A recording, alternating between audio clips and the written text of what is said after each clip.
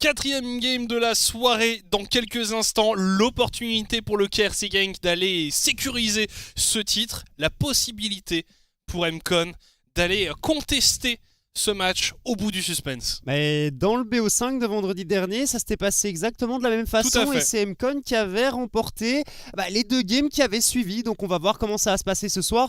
Je pense quand même que du côté d'MCon, il va falloir changer un petit peu le plan de jeu. Pas certain que retenter une composition avec X supports différents et Scoud sur un Udyr ou une Shyvana fonctionne. À voir du coup comment est-ce qu'on va appréhender cette draft.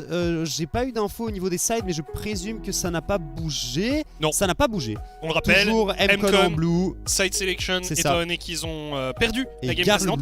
Et gardent le blue. Donc vraiment, on va avoir une opposition aussi de style de draft, hein, comment dire, de priorité de side, on va dire. Voilà, c'était le mot que je cherchais. C'est la Zeri qui est ban cette fois-ci, donc on hésite potentiellement à venir remettre un ban sur le Gnar, hein, le Tryndamere de Roba qui a clairement posé problème, hein, de toute façon. Alors, t'expliquais qu'on est dans la même situation sur le premier BO de ces playoffs, c'est vrai.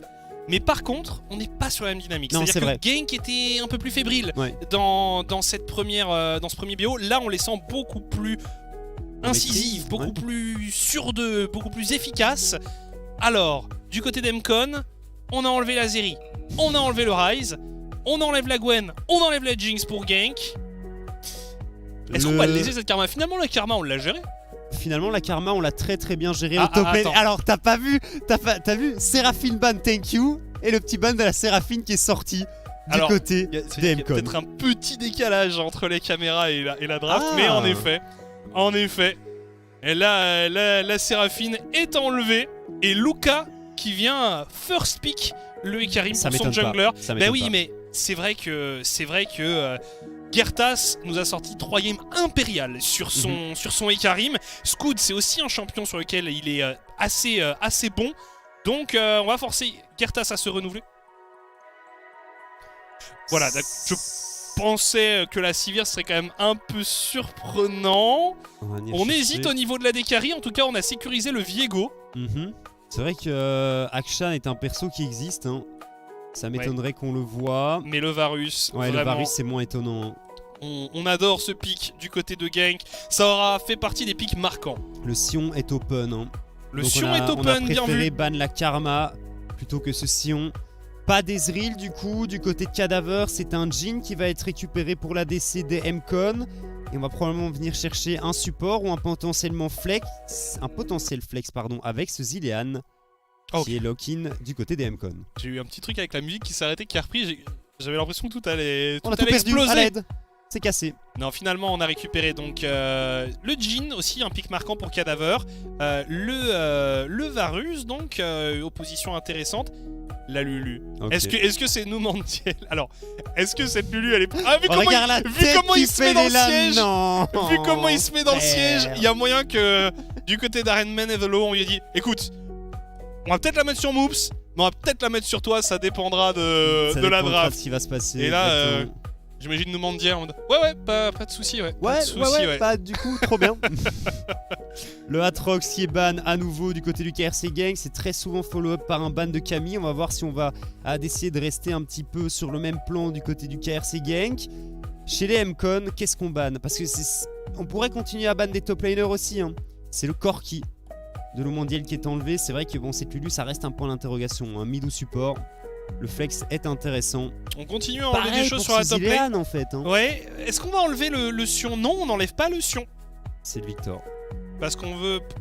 Ouais, on veut enlever le Victor. Après, est-ce qu'on se dit que même s'il y a le Sion, on peut partir sur le Varus AP qui était techniquement un counter à ce Sion? Pas forcément méga convaincu, alors que le Gnar est enlevé par les MCon et le Sion va être pris en réouverture de draft.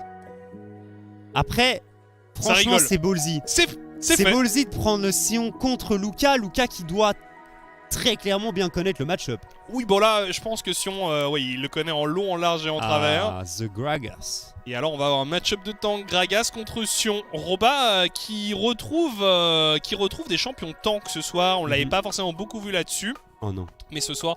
Oh mais alors, vraiment... Oh là là, M-Con qui nous sort tout le catalogue des champions pénibles ce soir. C'est la Yumi qui est lock-in du côté de Velocity. Alors franchement j'aimerais bien voir un truc ultra aggro. S'il te plaît, prends Blitzcrank. Moops, prends Blitzcrank. Moops, prends Blitzcrank. On comprend le soupir de Numandiel, hein, car la Lulu lui était destinée.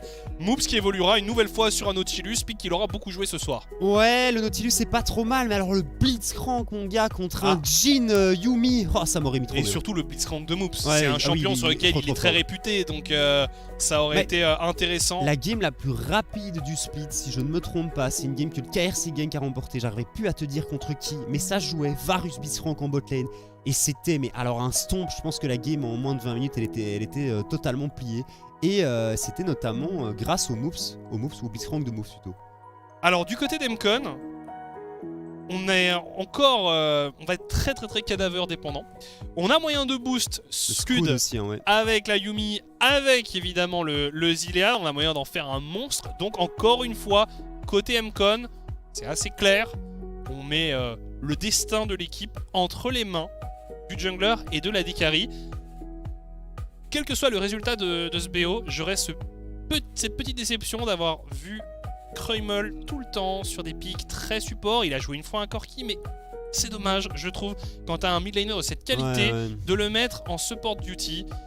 Alors certes, hein, Scud le mérite, c'est un excellent joueur, Cadaver également, mais tout de même, se priver du potentiel de Kruimel, je trouve que c'est peut-être un peu sous-exploité le joueur. Ouais, après, bon, le plan de jeu des M-Con, il est ultra clair, hein, surtout le BO5. On est là en mode, on va prendre un jungle qui scale, un jungle qui fonctionne ultra bien avec des enchanteurs derrière. On a vu avec le Udyr, avec la Shyvana, on va le voir avec le Karim, qui à mon sens, et Karim c'est quand même le meilleur perso pour faire ce genre de stratégie. Et c'est bien meilleur qu'une Shyvana. C'est ça, et on va voir comment ça va fonctionner, mais il y a moyen qu'ils viennent remporter le BO5 en jouant comme ça. C'est vrai que c'est pas le plus sexy, j'ai envie de dire, c'est pas ultra spectaculaire, mais si ça fonctionne pour les M-Con, vraiment pourquoi pas. Et c'est vrai que Numandiel, un peu par effet miroir, aura aussi joué beaucoup de pick support, mais lui on sait que ça lui casse les pieds. En tout cas, on est parti pour cette 4ème game de la soirée, potentiellement la dernière de cette finale entre le KRC Genk et les M-Con LG Ultra Gear. Les deux équipes s'élancent sur la faille.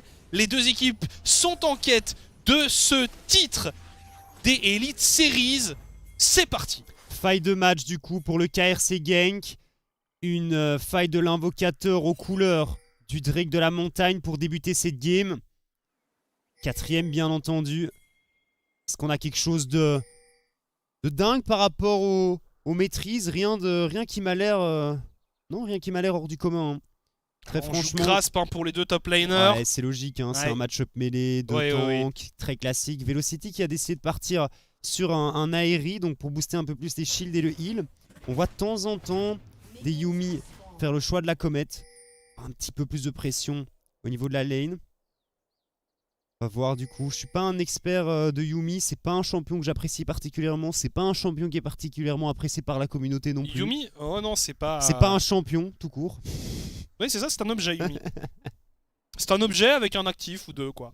Bref, on est parti dans cette 4ème game de ce Best of 5. Et alors, par contre, je tiens à saluer le choix des skins de Numandiel, hein, qui est vraiment très bon ce soir. C'est la Astro Groove Lulu, ouais. Bien sûr.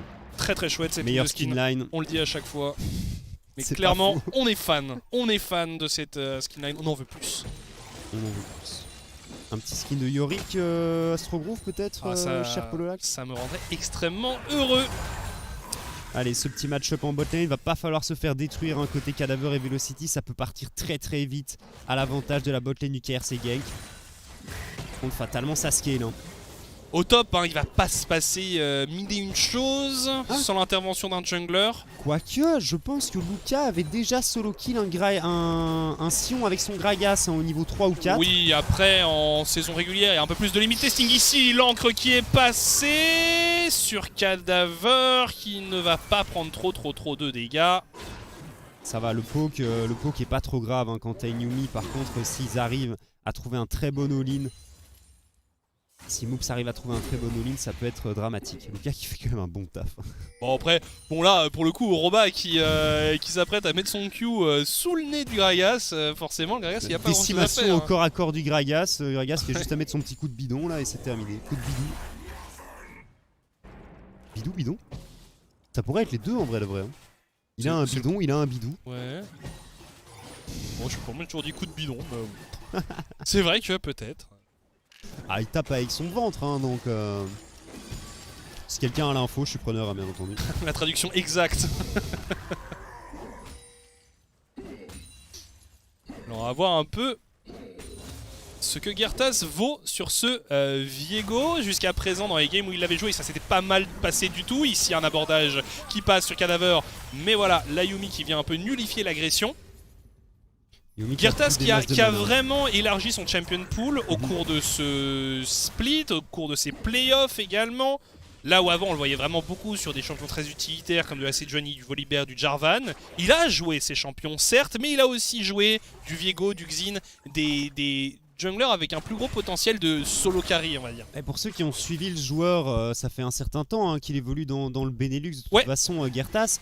C'est vrai qu'il était il a été considéré pendant un petit temps comme étant un OTP Jarvan et Sejuani techniquement. Et c'était une de ses volontés, il nous l'avait dit lors d'une interview en début de ce split, c'était une de ses volontés d'expand son champion pool et c'est ce qu'il a fait tout au long de la saison. Et son Viego, c'est pas vraiment ce qui lui correspond le plus hein, au niveau de son style de jeu, mais il fait des très bonnes games avec. Attention ici, le hook qui passe instantanément sur Kruimel. Est-ce qu'on a les dégâts pour faire tomber ce Zilean? La dernière auto-attaque et je pense que c'est suffisant. First Blood pour Moops et le KRC Gank.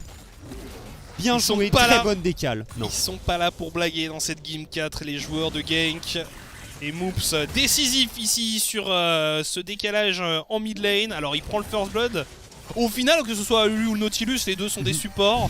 Donc c'est moins décevant. Mais voilà, bonne intervention de la part du support belge. Je sais pas si t'as vu la réaction et le polymorphe de Numandiel qui était vraiment parfait parce que ça a empêché Kruimel de flash out et d'esquiver l'abordage de Moops. Donc la synergie nickel du côté du KRC Gang, du côté de Numandiel et de Moops et ça leur permet de récupérer le first blood. Ils sont en train de prendre les MCon à leur propre jeu. Vous voulez jouer des doubles supports, on va le faire aussi. Vous allez voir que ça allait pas être très agréable. Gertas sur le top side. Ah, on n'a pas vu la ward de toute façon, l'hélicoptère qui était terminé. Pas pu récupérer. Jamais pu récupérer la ward. Le retour, flash in. Et Kruimel peut-être pour une deuxième mort. Moops pour un deuxième kill. Ouais, Moops un deuxième kill sur son Nautilus. On est vraiment en train de mettre Kruimel au fond sur son Zilean. Il est déjà en 0-2. Il a déjà utilisé sa téléportation pour revenir sur sa lane. Il a un level de retard sur Numandiel. Scout qui arrive pour récupérer au minimum la wave qui aurait été perdue dans tous les cas par le mid laner des MCon. Et ça me décevrait vraiment hein, de voir les MCon et de voir Kruimel partir sur un BO où Kruimel aura évolué exclusivement sur des supports. Bah oui, mais bon, pour moi c'est sous-exploité ce joueur, vraiment. Vraiment, je suis d'accord, mais c'est pas la première fois qu'on en parle hein, de toute façon. C'est pas la première fois qu'on en parle. On l'a vu hein, lors du premier BO contre Gank, le fait qu'il est... Attention ici... Oh, ils vont simplement échanger leurs ultimates ici. Hein, voilà, ce sont deux tanks qui s'occupent comme ils le peuvent. Il va partir AP apparemment, Luca, en tout cas sur un gel éternel. Roba ici hein, qui a vu l'arrivée de Scout, qui est sagement parti. Il y avait ce truc pendant le split où on l'a expliqué, il y a eu beaucoup de changements d'effectifs, beaucoup d'instabilité dans le roster MCon, alors qu'on est en train de prendre le Drake, le premier pour Gank. Il y a eu beaucoup d'instabilité dans ce roster. Donc on avait parfois l'impression que ces pics support mid étaient un peu une rustine pour essayer de fonctionner. Mais il semblerait que ce soit une dynamique qui s'installe durablement et voilà, il y aura ce petit regret d'avoir vu autant de pics support pour un joueur qui a quand même beaucoup de talent, hein, qui a beaucoup d'expérience, qui a joué dans beaucoup de ligues assez variées. Des ligues de haut niveau, hein. On parle de ligues anglaises, allemandes. Enfin, voilà, c'est un joueur qui a de l'expérience. On aurait aimé en voir plus. Alors Monk qui vient de tick niveau 6, on a encore la cleanse côté de Cadaver. Je pense que de toute façon on va continuer à échanger des amabilités hein, côté du top. Et apparemment Scout qui a envie de venir aider Cadaver et Velocity. côté bot. Ouais, alors qu'on a un héros de la faille que je pense Girtas va s'empresser d'aller chercher. C'est niveau 6 pour Monk. Il est up dans 15 secondes, on voit que Scout vient de rentrer à la base. À mon avis, ça va être le prochain objectif qui va être joué par Girtas. Ouais, finalement on va partir dans la direction de ce héros pour Scout. Ouais, et Girtas qui est pas au rendez-vous sur le spawn de l'objectif cette fois-ci. Alors on conteste la vision. Bataille pour les pinks. Ah ouais, un partout. Un partout, balle au centre, Scout et Luka contre Roba. Le flash, on n'a pas tremblé. Côté Roba, on a attendu l'utilisation de l'ultimate par Luka. Alors, on a même le Varus qui est en train de venir rejoindre ses coéquipiers pour contester ce héros de la faille. Ouais, on veut prendre la prio mid pour pouvoir se décaler directement sur le héros de la faille. Girtas qui l'a déjà entamé et je sais pas si les MCon ont réellement envie de venir le contester. Non, ils vont clairement pas le faire. On voit d'ailleurs Cadaver qui lui est resté sur la bot lane. Monk qui voit qu'il peut aller sagement retourner face à son vis-à-vis parce que le héros de la faille est sécurisé par ses coéquipiers. C'est tranquille du coup. RC Gang qui n'est pas réellement dérangé dans ce début de partie. Attention à Roba tout de même. Il n'y a pas des masses de vie. On prend un petit combo de Luka. Ça va, on devrait s'en sortir sans trop de soucis. On arrive à push la wave. Faut faire gaffe quand même. Attention Roba. Et Scout qui power farm pour le moment. Mais on est toujours à égalité au niveau de l'XP en tout cas. Entre ce Viego et ce Ikarim. Grande question, c'est franchement, ça va être un délire de tomber le Ikarim avec la Yuumi et le Zilean derrière. Je pense qu'il faut prendre faut essayer d'accélérer un petit peu plus vite du côté de Gank. L'utilisation de l'ultimate par Roba pour revenir en lane. Et on a fait first item anti-heal du côté de le mondial. Bah, c'est vrai que quand t'as une Yuumi en face, c'est clairement pas de l'argent perdu. Non. De l'argent mal investi. Non, très clairement, et puis cet item, les stats que ça donne, quand même assez extraordinaire. Le putrificateur technochimique, si vous voulez le nom en français. C'est très très chaud sur les tout ce qui a techno, turbo, chimique dedans. Ça te parle, ça tu retiens. Attention Mops ici.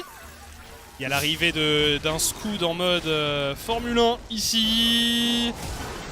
Moves qui tente de s'enfuir et on met quand même beaucoup de ressources sur le support, mais il survit pour l'instant grâce à l'intervention de Nomandiel. Oh là là, s'il survit, ça a coûté tellement cher et on n'a même pas réussi à faire tomber le support. Attention Monk qui s'est un peu perdu ici, ça fait beaucoup. Ça fait beaucoup, effectivement. Monk qui s'est fait rouler dessus par un cheval très très énervé ici. Non, et surtout à cet emplacement de la map. Oui. Il aime beaucoup mourir là. Mais je sais pas ce qu'il faisait. C'est très bizarre. Parfois, son positionnement dans ce BO aura laissé à désirer. Même s'il fait de bonnes choses, là clairement, il y a des petites choses un peu surprenantes parfois. Bref, le héros de la faille qui est utilisé sur la mid lane. On va essayer de récupérer la première tour parce que là, même la troisième plaque est quand même très entamée. Oh, on n'a pas hésité pour Girtas. Attention pour le jungler de Gank. Il s'agit de rentrer à la maison désormais. On n'a pas été suivi, c'était peut-être un peu ambitieux. On n'a pas beaucoup de dégâts pour l'instant aussi. Girtas qui est un petit peu glissé là, il fallait pas oublier que le reste de l'effectif et que MCOL était dans le coin et c'est compliqué quand même de venir dive un Zilean. Au final il s'en sort, forcé d'utiliser l'ultimate mais le cooldown n'est pas si long que ça en début de partie. Il y a tout de même ce dragon infernal qui va spawn et je suis pas certain que du côté du KRC Gang qu'on a envie de le contester. L'âme du roi déchu complétée pour Monk. Ok. Et on va clairement pas contester ce dragon. Les MCon vont pouvoir récupérer ce dragon infernal tranquillement. Ouais, c'est pas ultra... Enfin, c'est pas nécessaire de toute façon de contester ce dragon ici.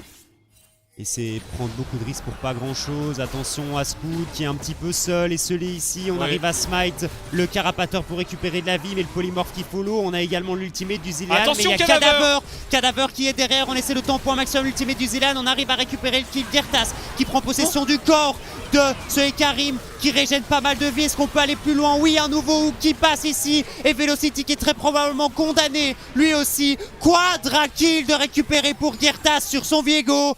Et ça fait mal au MCon. Incroyable move de la part de Gertas ici. Quadra kill pour ce Viego. Et là, c'est un énorme coup au moral pour Mcon. Regardez la sérénité de cet homme en bas à droite de votre écran. C'est lui qui vient de faire ce quadra kill. C'est lui qui vient de mettre un très gros coup au visage d'Mcon. Et ça se joue à rien. Il avait 5 HP. Ils ont réussi à temporiser parfaitement l'ulti de Zilean. Kreumel ici qui met quelques bons dégâts sur Monk. Monk qui attention semble Monk condamné. Attention Monk A plus, je pense. La Légion des Ombres suivie par le lever de rideau ici de Cadaver sur son jean. On prend beaucoup de dégâts du côté de Moops. C'est ce qu'on peut terminer. Le Nautilus, c'est fait. Shutdown récupéré pour Scoud. C'est quoi ça? Non mais... Franchement, tu vois, donc... Je trouve que Monk et Moops ne font pas un bon BO. Actuellement, c'est... Alors, Moops, il meurt à cause de Monk pour le coup. Monk, il est très solide. Il a des très hauts, mais alors il a aussi des bas. Mais qui sont, là, il est quand même très avancé. On est dans le Nether. Hein. Il est très avancé, en effet. Bon, écoute... On a pu s'émouvoir sur le move de Gertas juste avant. Roba ici intercepté par Luca, par Scoud. On essaye de faire tomber le Sion, mais Sion il est extrêmement tanky. Et puis il a Nomandiel surtout qui lui donne un sacré coup de main. Et Scoud qui regrette un peu son aventure. Bon ulti côté Luca pour après bon ulti, certes oui, il sauve son coéquipier, mais c'est un peu dommage de devoir l'utiliser de manière défensive comme ça. Ouais, Scoud qui est pas trop mal. On essaie de partir sur une trinité sur ce Ikarim pour essayer de faire un max de dégâts. Et Velocity qui a décidé qu'il allait suivre Scoud sur son Ikarim tout là on a un Ikarim très costaud, suivi par la Yumi et par le Zilean. Ça fait quand même peur. Gertas qui décidément... son Viego il le sort pas souvent, mais quand il le sort il nous fait des games caviar. Mais c'est ça qui est dingue, c'est qu'il a vraiment une efficacité, une constance sur ce pic désormais qui est vraiment remarquable quoi. Tu vois l'autre gros Viego de la ligue c'était Velia. C'était Velia et c'était quand même un sacré client. À mon sens Velia est quand même 10 ligues au-dessus hein, parce que son Viego il est... C'est sûr, mais... Il y a quand même une période où c'était à peu près le seul Viego. Maintenant, il y a quand même Gertas qui a des arguments à faire valoir. Parce que là, son quadra kill est quand même extrêmement propre. Ouais, c'est propre de ouf. Je suis tout à fait d'accord. Ça reste un travail d'équipe. Hein, mais Gertas qui est au rendez-vous sur son Viego dans cette game. On a 3500 gold d'avance. Hein. Du côté du KRC Gang dans ce début de partie, un deuxième héros de la faille qui va être sécurisé, pas d'avantage conséquent pris par une des deux équipes au niveau des dragons et franchement le KRC Gang qui est dans une assez bonne position. Faut faire gaffe parce qu'il y a un scaling monstrueux hein, de par cette Yumi, ce Ikarim et ce Zilean du côté des Mcon, mais si on continue à accélérer de cette façon du côté du KRC Gang, on est bien parti pour remporter cette game et cette série tout simplement. Deuxième héros de la faille qui va pouvoir permettre de mettre un petit coup d'accélérateur hein, potentiellement.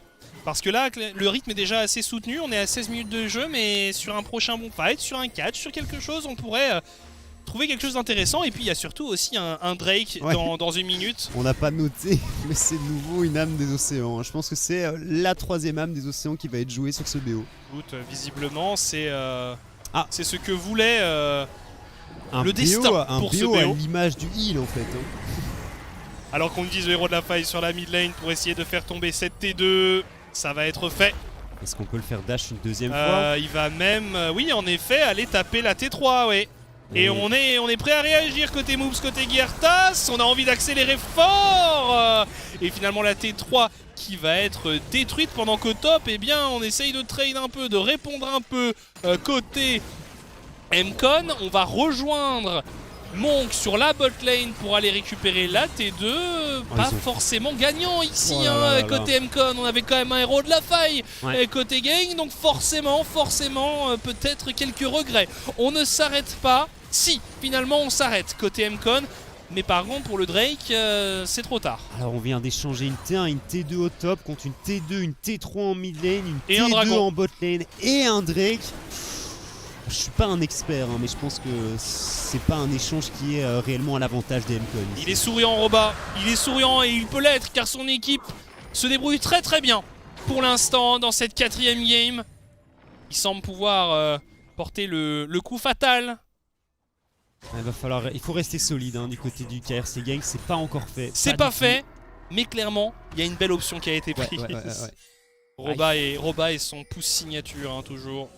On n'a pas mis des masses, hein. En tout cas on n'en a pas mis des masses hein, sur ce BO. Il a perdu en rythme, c'est l'âge aussi. Le joueur vieillit, il y a moins d'APM, il y a moins de pouces. Surtout pas, il avait autre chose sur laquelle il devait se concentrer sur les 3 premières games. Là maintenant il est reparti, de meilleure humeur très probablement. Probablement de bousiller une boule anti-stress. Le Zillion Ouais, clairement. Ah là là, bon, Scout il continue à farmer, attention, très bon abordage ici qui est passé sur Cadaver, mais on prend beaucoup de dégâts du côté de Moops et de son Nautilus. Est-ce qu'on peut continuer du côté de Gang? Gertas arrive. Continue, attention à Monk tout de même qui a pris beaucoup de dégâts, Gertas qui est là, mais l'ultimate du Zilan qui permet à Scout de temporiser. On continue à mettre des dégâts du côté de ce Ekarim, Cadaver qui est low, Scout qui est low, mais personne qui ne tombe. Et Sion pendant ce temps-là, Roba pendant ce temps-là avec son Hullbreaker qui fait du travail sur le topside. Luca qui essaye de venir à bout de Monk, Monk qui n'a eu aucune chance, alors que Roba a finalement détruit la T de top. Il ne reste plus que des T3 et encore celle du mid a été détruite. Ouais, plus grand chose hein, comme objectif statique à aller récupérer. Une T1 qui est récupérée ici du côté de la bot lane. C'est T1 au mid qui pourrait potentiellement tomber, étant donné qu'on n'a plus la DC. Roba qui arrive. Par contre on s'est un peu raté sur l'abordage, c'est un peu dommage. Roba qui ne va pas réussir à aller percuter quelqu'un. Ouais, le drift n'était pas assez sec hein, on est parti de loin côté Roba. Et Velocity qui a essayé de mettre un petit pouce lui également. C'est pas facile, un Monk qui est en 0-3 ici. Sur clairement, Varus, mais on a besoin qu'il fasse des dégâts. Hein. Gertas est très bien dans la game, mais il faut clairement de quoi venir tomber Scout et son Ekarim. On l'a vu, c'est compliqué. Faire les dégâts suffisants. Il va être tanky et avec 2 supports, voilà, ça on l'a dit facile, hein. Depuis le début. Avec 2 supports et Karim, ça va être une machine à tuer. Oh non, prends le raid, Gertas. C'est Monk du coup. Il va récupérer sur son Varus. On a 2 items hein, tout de même du côté de Monk. Donc des dégâts on en a. On attend de tendre un piège potentiellement au M-Con ici. Et vraiment Velocity ne quitte plus Scout sur son Ekarim. Non bah... Toujours niveau 8. Alors on a envoyé encore une fois Roba en split push. C'est intéressant, de toute façon ce build Hullbreaker te permet vraiment de remplir 2 fonctions avec le Sion, c'est-à-dire de jouer le rôle de split pusher d'une part, mais aussi de jouer le rôle d'engage d'autre part. Tu perds pas ton rôle de front lane et d'engage, mais tu peux mettre une belle pression sur les side lane. On essaye d'avancer sur la mid lane, on a mis une bombe et on essaie d'engage du côté de Scout, mais on tient bon, Monk qui va s'en sortir pour l'instant. Le rappel du rideau, ça bombarde, ça fait très mal. On est low du côté de Gank, mais on tient bon pendant que Roba est lui en train d'avancer sur le bot side. Il ne faut pas mourir pour les joueurs de Gank, il ne faut pas mourir, il faut tenir bon pendant que Roba et Luca, c'est vraiment une sacrée histoire. Une histoire de top lane, l'ultimate qui est utilisé par le Sion pour se tirer de là où il était. Ouais, alors c'est pas facile hein, les teamfights, on vient quand même de se faire dive hein, du côté du KRC Gang. Mais on n'est pas mort. Craquer. Ouais, mais on a dû craquer un flash côté Lulu, on a du côté un flash du côté de Monk, pardon. Et ouais, bah, les teamfights, tu sens que les M-Con commencent vraiment à être assez bien dedans. Clairement, ils sont menaçants. Mais on garde son sang-froid côté Gank, on est plutôt solide. Parce que c'est 4K gold d'avance que Gank a, ça fait un petit temps hein, que ça n'a pas bougé. On est en train de stagner un petit peu à l'image de la première game en fait. On a arrêté l'hémorragie pour M-Con. Et Scout sur son Ekarim qui fait peur. Hein. Forcément. Faudrait essayer d'aller attraper quelqu'un. Il y a aussi Cadaver. Hein. On retrouve une game assez comparable dans l'idée à ce qu'on a vu précédemment. On On a réussi à attraper Roba. Les chaînes utilisées par Monk. On essaie de se repositionner. On est polymorphe. Mais finalement, la Légion des Ombres utilisée avec l'ulti Yuumi par-dessus. On essaye de mettre de gros dégâts sur Scout. Mais désormais, il y a l'ulti Zilean qui tourne sur le jungler. Mais il n'y a toujours pas de mort. Ni d'un côté, ni de l'autre. Et finalement, le Drake est laissé. Mais Genk qui essaye de prendre MCON à son propre jeu. Vous voulez jouer des supports, et bien on en a aussi en stock. Et finalement, neutralisation, mais Move à l'avantage de Genk qui, dans l'histoire, a récupéré un dragon et s'approche de cette âme de l'océan. C'est le 3e. Hein. Âme de l'océan qui sera peut-être décidément une actrice, une âme qui sera l'actrice principale de ce BO, puisque elle pourrait être clé aussi. On voit qu'MCON a du mal à aller chercher les dégâts. Si on a une âme océan pour Genk, ça pourrait être encore plus compliqué. Ouais, on essaye de... On a voulu attraper Gertas ici. Non, très clairement, ce 3e dragon qui fait mal au MCON, récupéré par le KRC Genk. Il suffit juste d'un bon smite, d'un 50-50 qui passe pour le KRC Genk, pour qu'il soit très bien dans cette partie. La situation dans laquelle MCON se trouve est pas très confortable. Hein. Non. Même si Scout sur son Ekarim, on a du mal à le faire tomber. Tu sens aussi qu'on n'a pas des masses de dégâts pour venir faire tomber l'effectif de Genk. Il faut vraiment que Luka arrive à trouver un bon flank avec son Gragas, alors qu'on part directement à l'engage de ce Baron Nashor et on est un petit peu loin. On est un petit peu loin du côté de MCON. Ça TP pour Luka, mais ça TP assez loin. 5K, 6K. Attention, Scout qui se fait engage ici directement. Est-ce qu'on a un ulti de Zilean de disponible? Oui, c'est le cas. Attention à Roba qui prend beaucoup de dégâts. On a réussi à temporiser pas mal. Mais est-ce que ce sera réellement suffisant? Scout qui va pouvoir régénérer tranquillou avec Velocity qui le heal. Luka qui a tenté de ne pas faire reset le Nashor, mais c'est fait. Nashor qui est reparti à 100% de ses PV. C'est dangereux tout de même, c'est dangereux comme situation pour le KRC Genk ici. Attention à la téléportation de Roba qui arrive pour le 2e round. Oh, on s'est un peu loupé du côté de Moops et Roba est venu éclater le mur. Dommage, il y avait de l'idée, mais pas forcément. Ça n'a pas forcément été très bien exécuté ici par Genk. On a échangé les positions pour les deux équipes. Ils prennent la prio mid ici. On n'oublie pas qu'il y a un inhibiteur qui est free en mid lane. Clairement, c'est une option alors que Monk part justement au push. Très bon move ici pour Genk. On essaie de récupérer le blue buff. C'est fait pour Scout. On veut fight désormais. Luka qui n'est pas là du tout. Il y a la supériorité numérique pour Genk. Cadaver sauvé par l'ulti de Zilean. Mais on l'attend à la sortie de l'école. Clairement. On attend à la sortie de l'école. Et on n'a plus d'AD carry du côté d'MCON.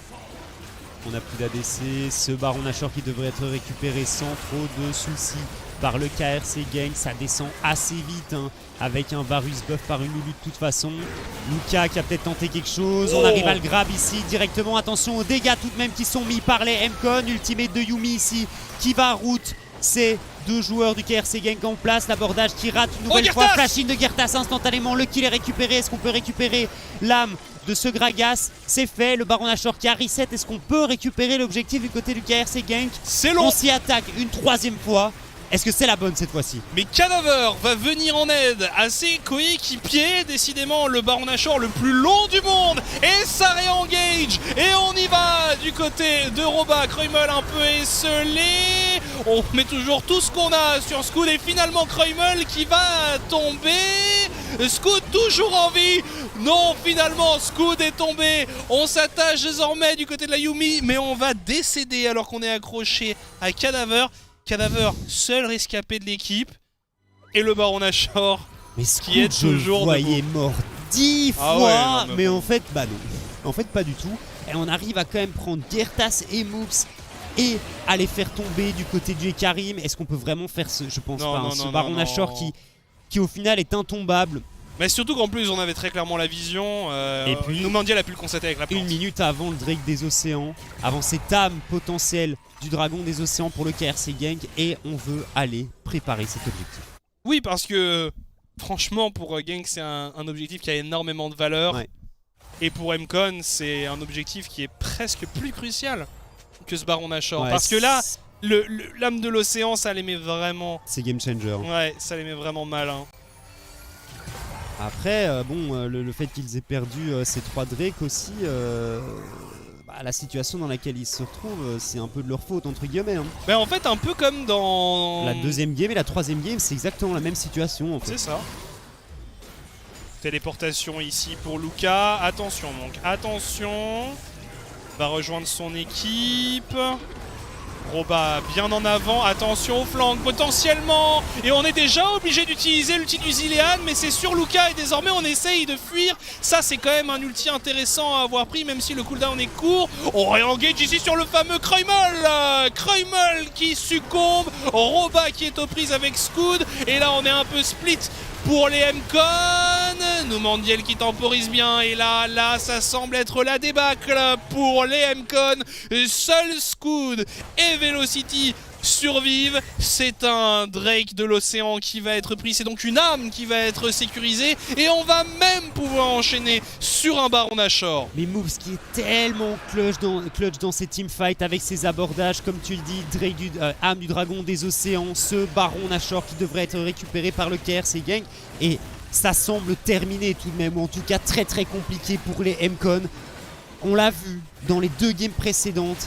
Cette âme du dragon des océans qui a fait la différence et qui a donné la victoire à l'équipe qui l'avait sécurisée.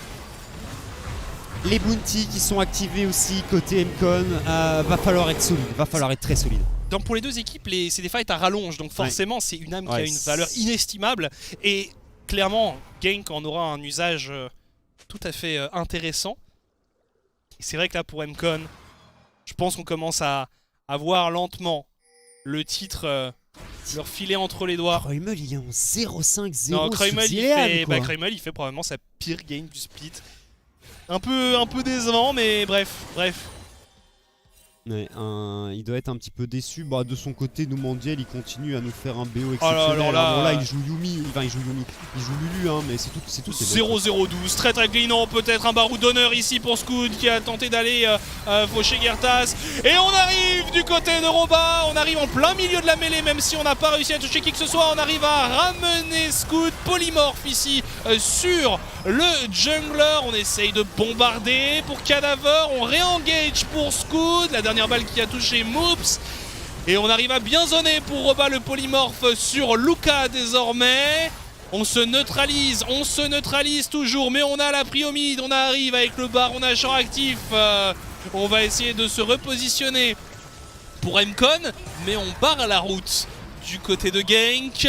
C'est compliqué d'aller défendre ici pour MCON qui va repasser par la petite porte. On prend l'inhibiteur pour Genk et on va tout droit, on accroche Scud et on continue d'avancer pour les joueurs de Genk qui ont envie d'aller chercher un titre, mais ce ne sera peut-être pas pour tout de suite.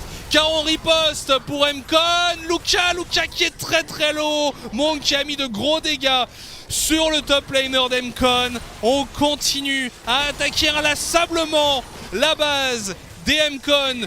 Genk qui ne relâche pas la pression. Scud qui revient pour un nouvel affrontement. Et finalement on a récupéré pas mal de choses dans la base adverse. Ça serait peut-être pas la dernière bataille, mais on s'en approche. Oh là là, on a réussi à attraper Monk. Peut-être Monk qui survit. Shutdown récupéré sur la décarie de Genk. On va retarder l'échéance pour MCON et peut-être même reprendre espoir. Téléportation ici de la part de Luka. On veut essayer de frapper un grand coup pour MCON. Scud toujours aussi décidé avec Velocity sur son dos. Et finalement, ce move s'interrompt, mais comme vous le voyez dans la base des MCON, il y a toujours des creeps qui attaquent la tour.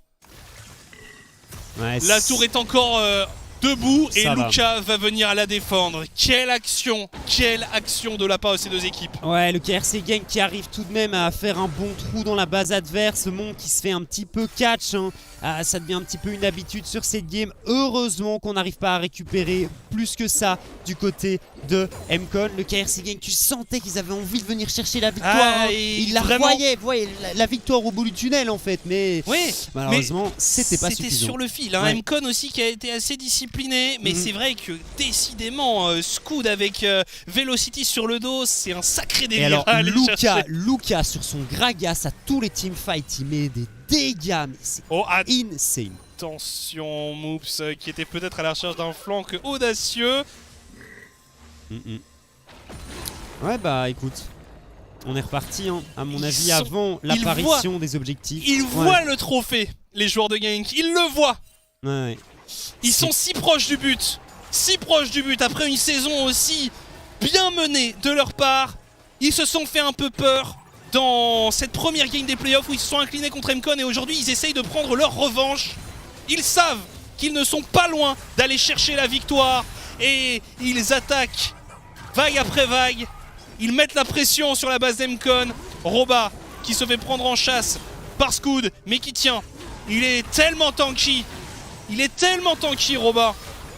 Et on essaye de jouer sur la vision, on essaye de trap du côté de Genk. Je pense qu'ils peuvent temporiser sans souci l'apparition de cet Elder Drake. Le KRC Gang, on continue à mettre la pression, on continue à enfermer les MCon à l'intérieur de leur base. On a set up un maximum de vision, on a surtout enlevé la vision des MCon autour de cet objectif et dans leur jungle côté du bot side. Et d'ici 45 secondes, Elder Drake, et si le KRC Gang arrive à récupérer cet objectif, je ne donne pas cher de la peau des MCon malheureusement. En effet, ils attendent une potentielle erreur d'MCon pour essayer de catch et puis d'aller terminer. Mais en effet, l'horloge tourne et l'Elder Drake arrive d'ici une trentaine de secondes. La pression est tellement intense pour les deux équipes. Et on décide d'engage, mais on temporise pas mal. Et finalement, Monkey va succomber. On va même arriver à prendre un doublé. C'est terrible ici. Luca en mid. Mais Roba qui est en train d'avancer. Roba qui va aller chercher la victoire. Roba sur le Nexus. Roba qui va devoir faire un miracle. Et le miracle ne va pas avoir lieu visiblement. Roba qui va se faire arrêter. Attention, il y a quand même le passif du Sion. Est-ce que ça va être suffisant? C'est très tendu. Oh là là là là. Le Nexus qui est toujours debout. Roba qui a tenté la petite spéciale. Ça n'est pas passé, mais ça va donner le dragon ancestral au MCon. Malheureusement, le KRC Gang et Mon qui se fait catch une fois de plus. Ça permet très clairement au MCon de revenir dans la partie ou d'au minimum ne pas tomber. Compliqué cette game. Franchement, du côté de Genk, eh bien on voit les visages qui ne sont toujours pas très détendus parce que oui, il y a toujours cette peur, mais il y a une ward, dans la base adverse et il y a Roba qui pourrait tenter de s'introduire. Attention à Monk de nouveau qui a l'air d'être de cette fait jump in ici par le Hekari. Monk qui va probablement tomber. Monk qui meurt une 6e fois dans cette game. Roba pour une TP peut-être. Roba qui va TP.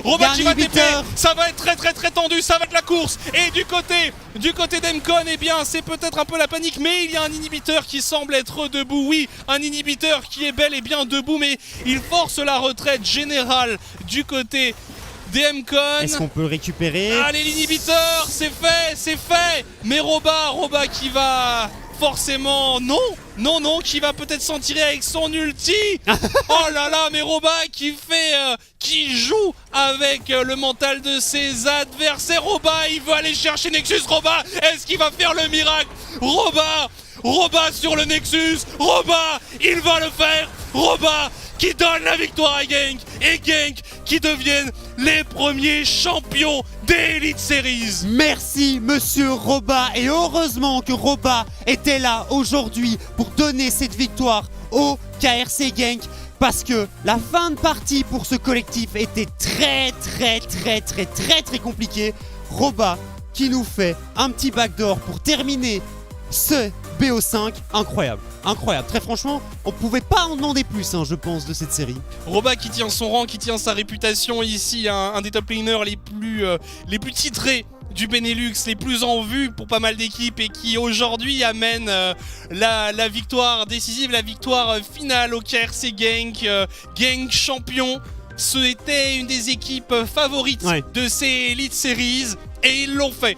Ils sont allés au bout du suspense chercher cette victoire. Ils s'étaient inclinés contre MCon dans leur première game face à MCon dans les playoffs. Et finalement, en finale, ils viennent s'imposer 3-1. C'était une très belle game, alors qu'on nous annonce qu'on va avoir Gertas en interview anglaise. Du coup, enfin interview en anglais. Malheureusement, on n'a pas prévenu assez tôt, on est vraiment désolé les gars.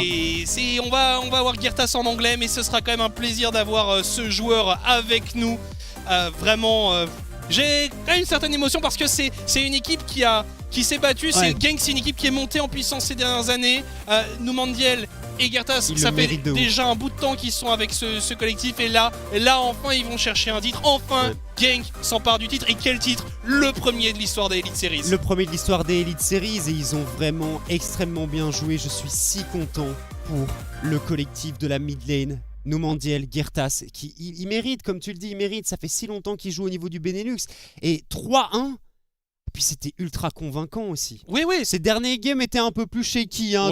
Je sais pas, j'ai l'impression que Monk il avait déjà gagné la partie dans sa tête. Il y a aussi l'enjeu, la tension à prendre en compte forcément. Mais au global, c'est quand même une très belle prestation. C'est vrai que pour MCon, moi j'ai un petit déception parce que voilà, il y a eu des belles choses tout au long de ces playoffs et peut-être pas assez dans cette finale. Après, ils auront l'occasion de se rattraper en EU Masters parce qu'on le rappelle, ces deux équipes sont qualifiées pour les EU Masters, Genk et MCon. Genk qui arrivera donc auréolé de son succès en Elite Series.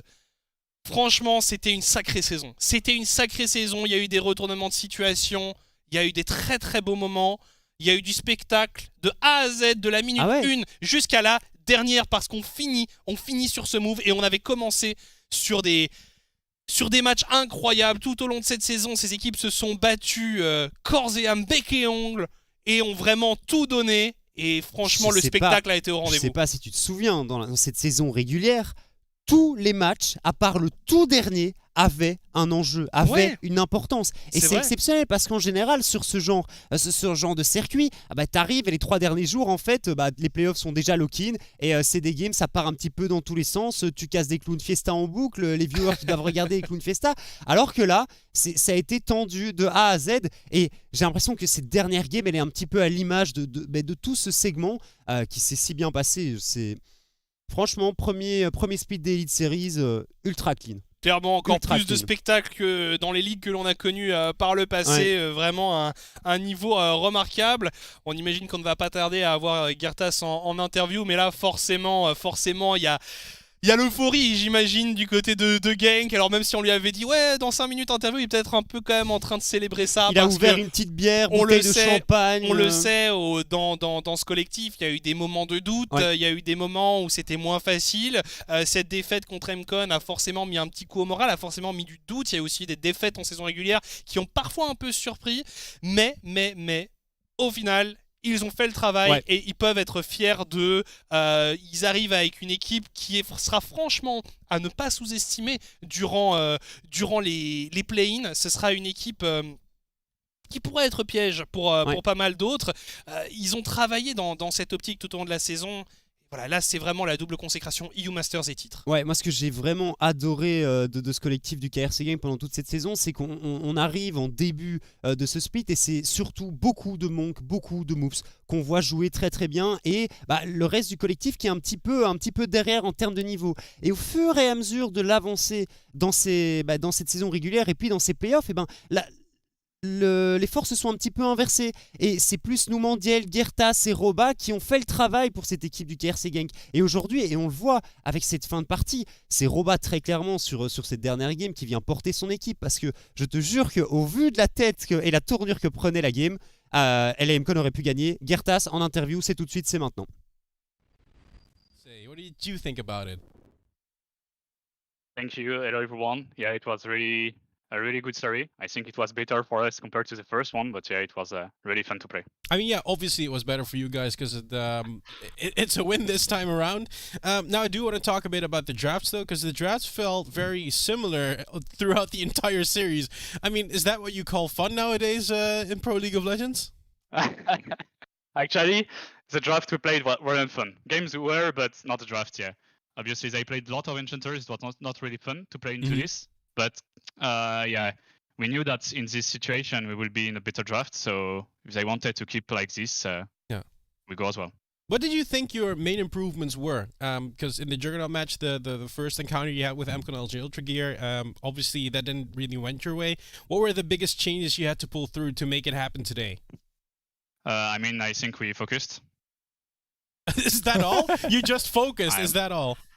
I think on the first match we were just like, you know, like having some holidays and like looking for maybe masters and so on. We Mhm. didn't practice draft. Some people were just playing, you know, like Elden Ring and so on. So it was just not really gang. And when we saw that the match were really close, and I mean the best of 5 Kinda was, I mean we lost. So of course we focused back and we did a really good week of scrims. Now, European Master is on the horizon. I heard from Robo you're going to have a boot camp. What are the things you are still going to work on when it comes to this big tournament? What are you expecting from it?